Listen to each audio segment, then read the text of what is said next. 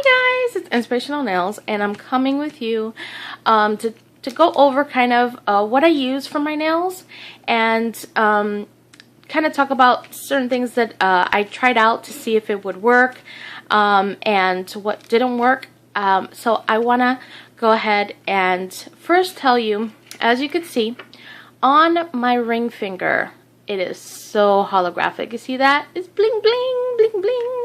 And there they go. And I did a zebra print.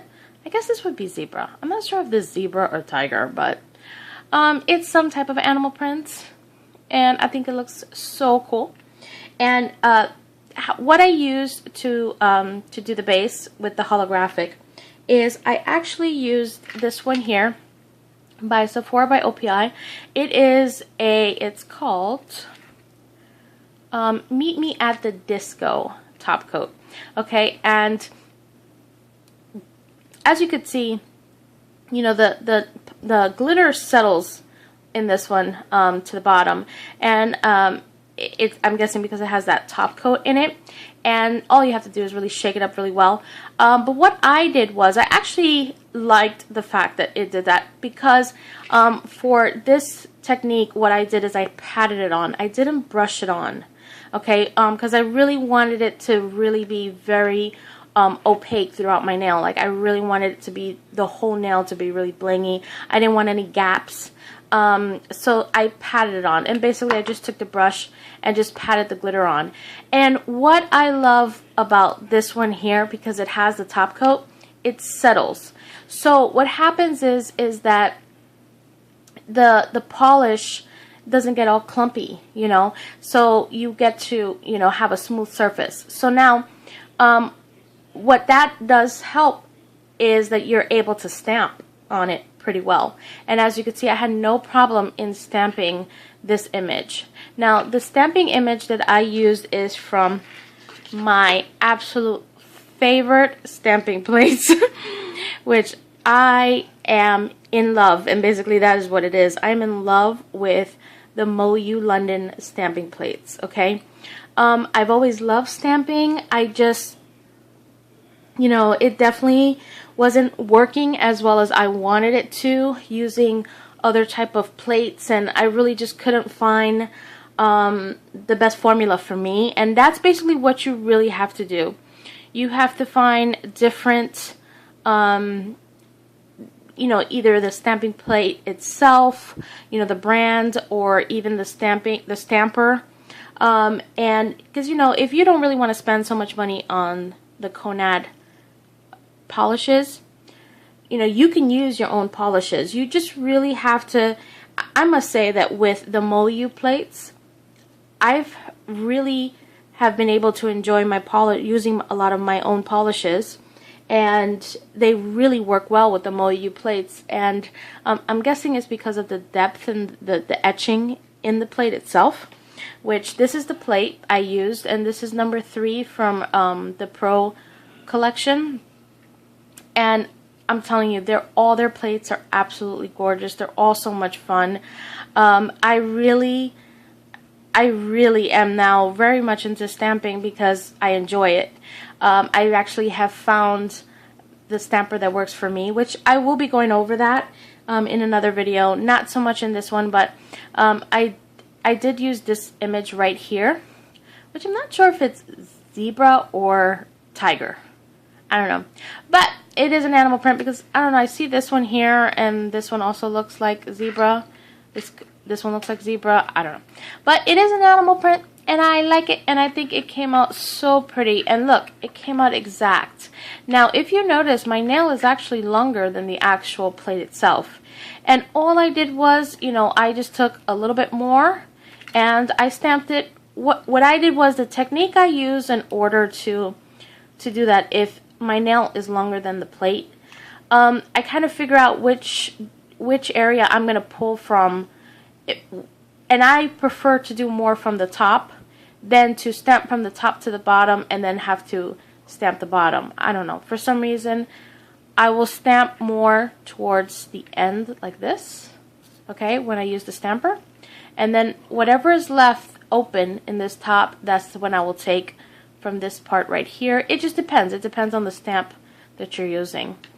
But again, as you can see, I had no problems using the stamp, and it came out really pretty, and I love it. I love it, love it, love it, love it, love it. Okay, and I love, love, love MoYou London. Okay, now, one thing I did a few different things on this hand than I did on this hand, okay? Because I wanted to try some techniques to see what would work better. Okay, now if you look at this hand right here, okay, you don't see any chipping, okay, or wear on the nails, meaning like the tips. And usually I will always get wear on my tips because after a while, like after at least 2 weeks, I start to get wear, okay? But I'm very good at about polishing my ends and my free, you know, the edges, the tips, I'm sorry, the tips of my nails, make sure I get the side and everything when I do like my base coat and my top coat, even my nail polish, okay? That's really, really important, especially if they're your own nails and you really want the nail polish to last.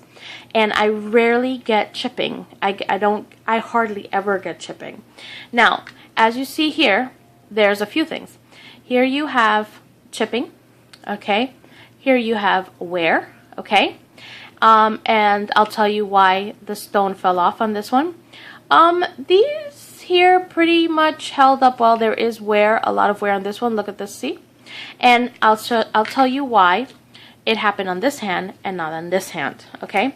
So the color that I use is a color that I am in love with. You see this red here? This is metallic matted polish, okay? And it's by Clean Color, and I actually found these at the dollar store that I go to. Is not Dollar Tree.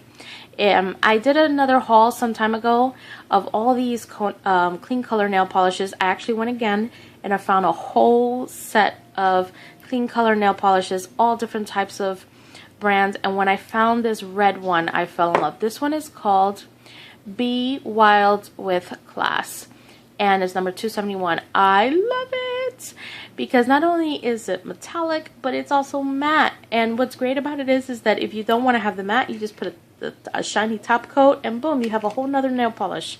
You know, it's like a 2-for-1 deal. I think that's how I see it when it comes to these matted nail polishes, you know. And it's metallic, so that's even just more fun. Okay, so now with on this hand here, when I use this color, I used, I don't know if you could see it because it is wearing, but if you look at this hand, you could see where I brushed top coat, a high gloss type coat, so that you could get some shine when I did kind of like these little striping on there, okay? Now, what I did was on this hand, when I actually did 2 coats of this, on this hand, I did go over it with a top coat of the matte polish, okay? Now, what this does that I see is that it seals your nail polish, you know, because what happens is if you put a top coat like Seche Vite, you know, or however you say this brand, but if you use this brand and you put it on top, it's going to be all shiny the whole way, you know, and that's not what I wanted. I did want to have it show that it's matte polish. So like this one here, I didn't. I actually top coated with Seche Vite, and as you see, it's glossy. Versus on these, I just did, you know, the striping. And because I didn't do it on this hand, because I wanted to see how long it would last, it didn't last long, okay? I did these when I actually showed the video, which is just a few days ago. And look, already so much wear in the nail polish, okay? And look at the chipping. Chip, chip, okay? And on this one here, even though it is a top coat, okay, remember I patted it on. I did not put an extra top coat on top to kind of see, and it also chipped.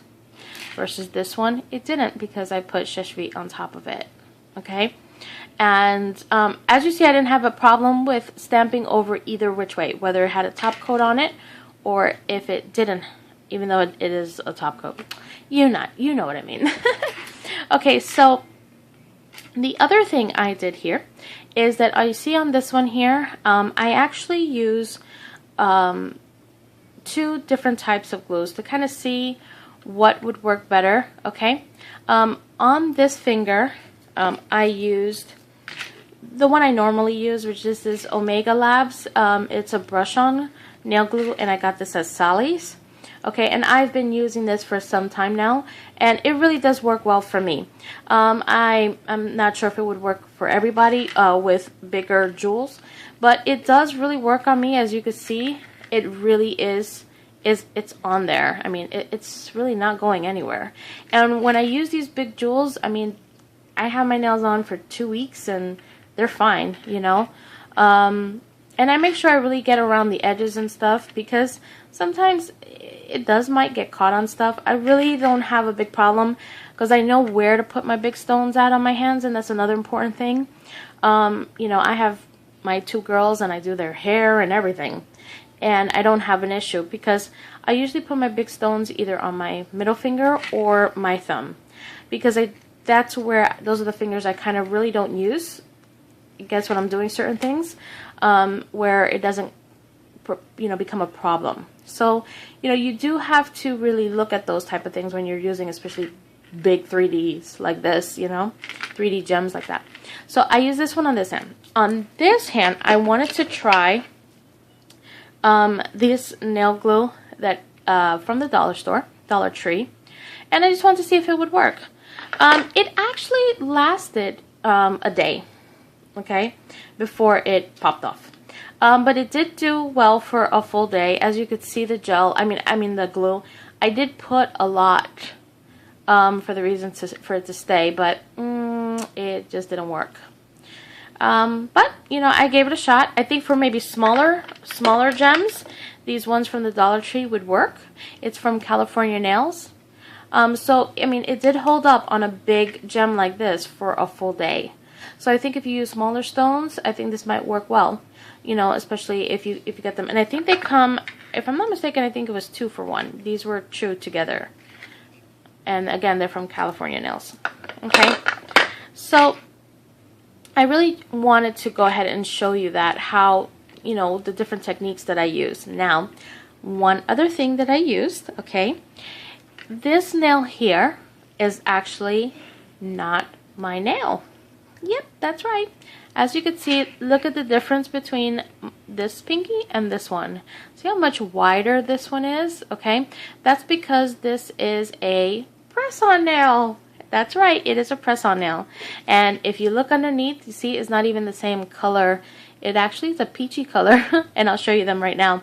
The reason why I decided to put a press-on nail is because this nail broke, and it broke very, very deep, to the point where it took some of my skin and it hurt for quite some time, to the point where I was even nervous to take off the nail polish that was on it, because I knew it would really sting and hurt really bad. But I did, and what I did was I waited for it to just not hurt so much in order for me to put on a press-on nail, because I kept hitting it and I really was just, it really was hurting me. So I decided to put a press-on nail on there. And what I did was I prepped the nail just like I would do normally in my mani. That means I, you know, clean the cuticle, push back the cuticle, clean the cuticles. I also base my nails with oil. I leave the oil on for a little bit before I actually put on my base coat. I then put on my base coat, and once I put on the base coat, then I put on the press-on nail. The one that I used was this little pack here. Okay, and I have the paper.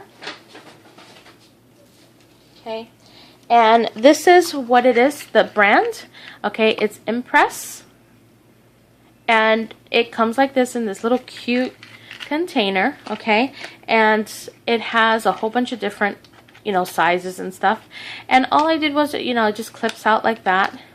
It's super cute. I mean, you have like this little, you know, little topper that has like 4 or 5 in here, and then you have the rest of them down here. And as you see, this is the color that I used, and I found the one that would fit, you know, my pinky the best. And I just put it on, and all I did was paint it. And look at that, instant nail. And let me tell you, it works so much because it actually stopped the pain, because I wasn't hitting it anymore.